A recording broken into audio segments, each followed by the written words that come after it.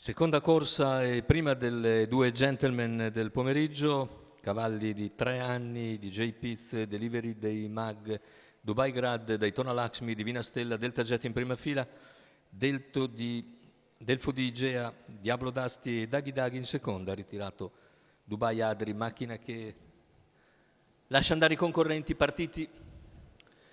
La velocità iniziale di Delivery dei Mag che cerca di opporsi a Daytona Lakshmi, che insiste. Numero Si 7 avvantaggia, Delfo di Igea, passa a condurre la squalifica invece squalificato. per Delfo di Igea, mentre Daytona Lakshmi, la favorita, è già in vantaggio. Completa la prima curva e i primi 300 metri di gara, intanto 14,3 il parziale per scivolare al comando nei confronti di Delivery dei Mag e arrivare così ai 400 metri con un paio di lunghezze di margine in 29,3. Delivery dei Mag si mantiene in seconda posizione, poi vediamo DJ Piz che precede il resto dei concorrenti poi muove all'esterno DJ Piz dopo 600 metri, muove al largo dalla terza posizione, raggiunge Delivery dei Mag, mentre ha preso in mano intanto Daytona Lakshmi che completa un secondo quarto in 31,3 per un complessivo 1 minuto e 6 decimi.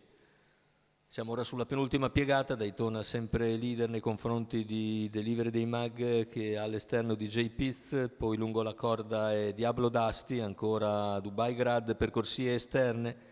Il resto dei concorrenti ora però allunga decisamente Daytona Lakshmi quando siamo a 450 dalla conclusione.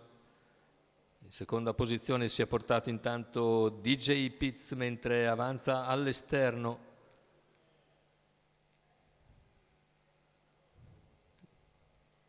il numero 3 Dubai Grad. Dubai Grad progredisce su Daytona Lakshmi che entra ancora con una lunghezza abbondante di vantaggio addirittura. Ultimi 120 metri di gara, riparte Daytona Lakshmi ma ci prova ancora Dubai Grad.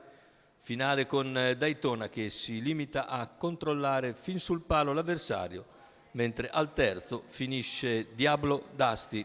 1,15,5 il ragguaglio conclusivo, ancora 33 a chiudere e primo piano per Daytona Lakshmi e Marco Castaldo da favoriti in percorso di testa.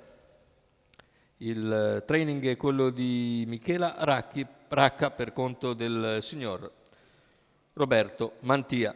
Rivediamo le battute conclusive. Vedete Daytona Lakshmi che si limita a controllare la situazione, anche se si avvicina comunque molto Dubai Grad che fa suo il secondo posto, mentre per il terzo emerge Diablo d'Asti.